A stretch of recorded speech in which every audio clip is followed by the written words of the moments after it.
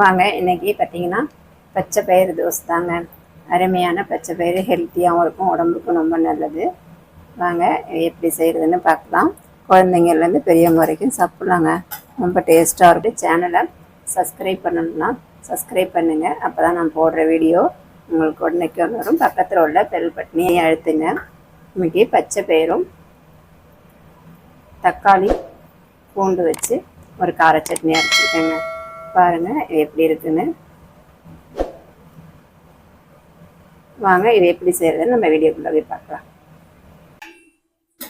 பாருங்கள், நான் பச்சை பயிரை ஊற வச்சுருக்கேன். இதை நான் காலையிலேயே ஊற வச்சுட்டேன் நைட்டு டிஃபனுக்கு.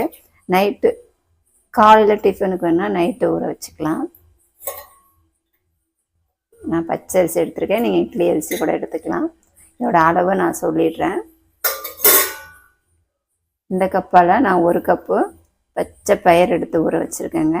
இதுலேயே 1/2 கப்பு அரிசி ஊற வச்சுருக்கேன். நீங்கள் எந்த கப்பால் எடுக்கிறீங்களோ அதே கப்பில் எடுத்துக்கோங்க.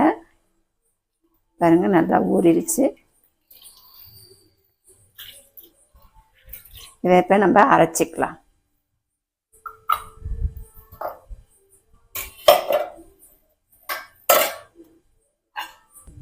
நான் 2 மிளகாய் காரத்துக்கு எடுத்திருக்கேன்.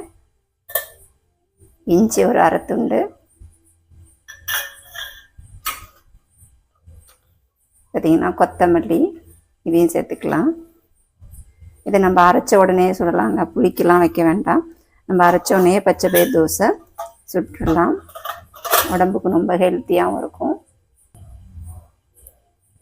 1 ஸ்பூன் அளவுக்கு ஜீரகம் போட்டுக்கலாம்.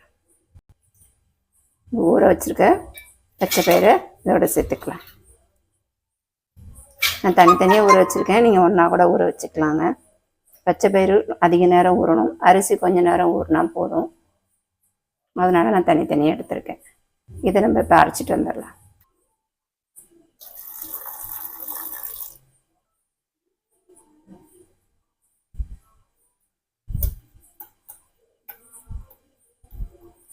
அரைச்சாச்சு.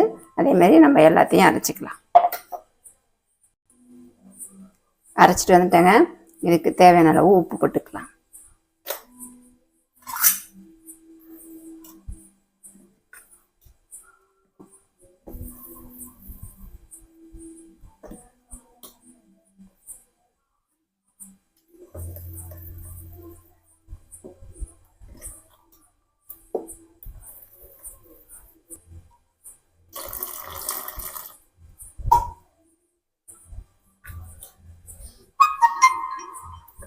ரொம்ப திக்காக இருந்தால் கொஞ்சம் தண்ணி ஊற்றி நம்ம கலந்துக்கலாம்.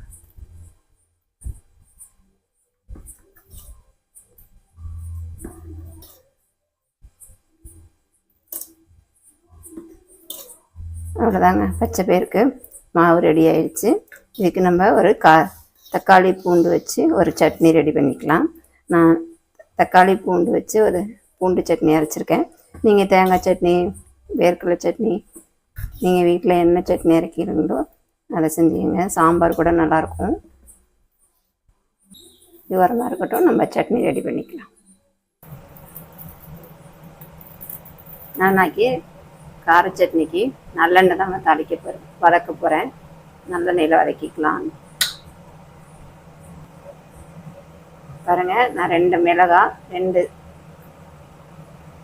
காஷ்மீர் சில்லி, ஒரு 1/2 துண்டு இஞ்சி இதை சேர்த்துக்கலாம். பூண்டு,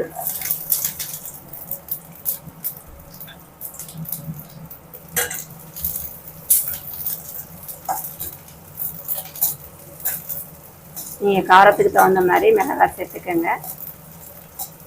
2 மிளகாய் காரத்துக்கு, 2 மிளகாய் காஷ்மீர் சில்லி கலர் நல்லா கொடுக்குங்க. 1/2 துண்டு இஞ்சி, அவ்வளோதான். தக்காளி,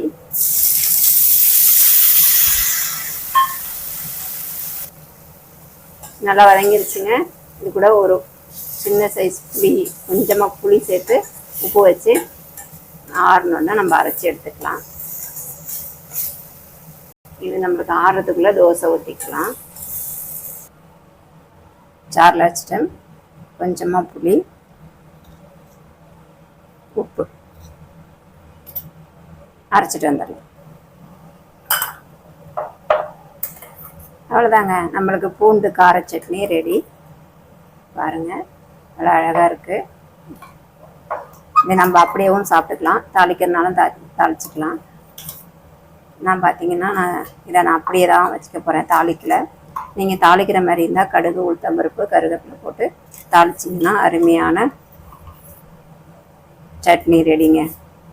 ஏன்னா பூண்டு நிறையா சேர்த்துருக்கோம் இல்லையா, ரொம்ப காரமாக இருந்ததுன்னா போட்டு கொஞ்சமாக நல்லெண்ணெய் ஊற்றி சாப்பிட்டோம்னா அப்படி தாங்க இருக்கும். நீங்களும் இந்த மாதிரி சட்னி அரைச்சி பாருங்கள். இந்த தோசைக்கு இல்லை, நீங்கள் இட்லி தோசைக்கு கூட இந்த மாதிரி சட்னி அரைச்சிக்கலாம்.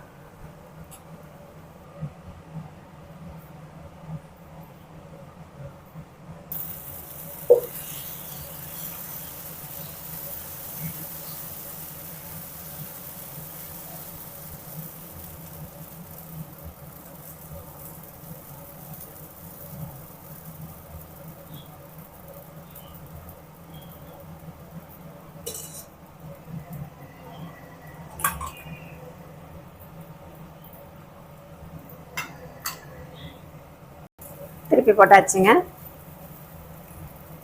நம்ம இதை அப்படியே நல்லா மொறுமொறுன்னு சுடலாம். நான் கொஞ்சம் இன்றைக்கி திக்காக தான் சுட்டிருக்கேன். அவ்வளோதாங்க, பச்சை பயிர் தோசை ரெடி. பிடிச்சிருந்தா ஒரு லைக் பண்ணுங்கள், ஒரு சப்ஸ்கிரைப் பண்ணுங்கள். தேங்க்யூ.